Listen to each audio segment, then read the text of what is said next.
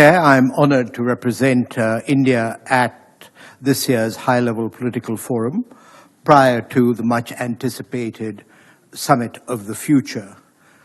The review of SDGs 1, 2, 13, 16, and 17 become especially relevant in view of the setbacks we have witnessed on 1 and 2 in particular. Chair, through its efforts, India has been an important contributor to progress across these SDGs, and it has succeeded through successful delivery of physical and digital infrastructure at scale, targeted national safety net programs with digital delivery to minimize fraud, improved women's agency, attention to program delivery in the least developed administrative jurisdictions, and strengthened local and national response to natural and man-made disasters.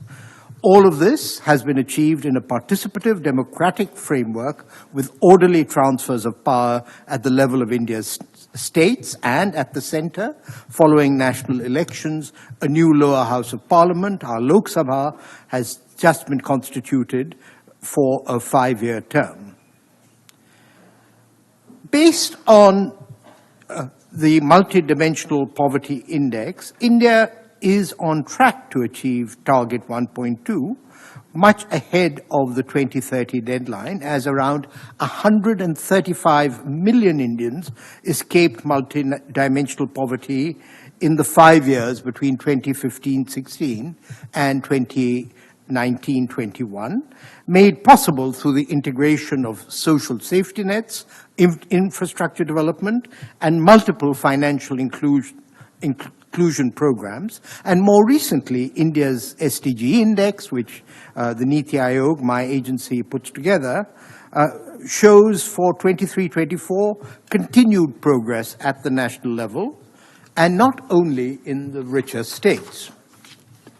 Presently, over 500 million Indians benefit from cashless health insurance, which had been an important source of indigence, and out-of-pocket health expenditure has decreased from 63% in 2014 to 39% in 2024. A long way to go, but that is progress. India has guaranteed free food supplies to over 800 million citizens during the pandemic and in the years that have followed, making it the largest food security program in the world. On climate action, India has invested heavily in renewable energy and decarbonization of the economy, despite India having amongst the lowest per capita emissions. And finally, the most critical SDG upon which hinges the success of our efforts remains SDG 17, and India has laid emphasis on strengthening partnerships to facilitate access to adequate financing, technology, and capacity building for the global south.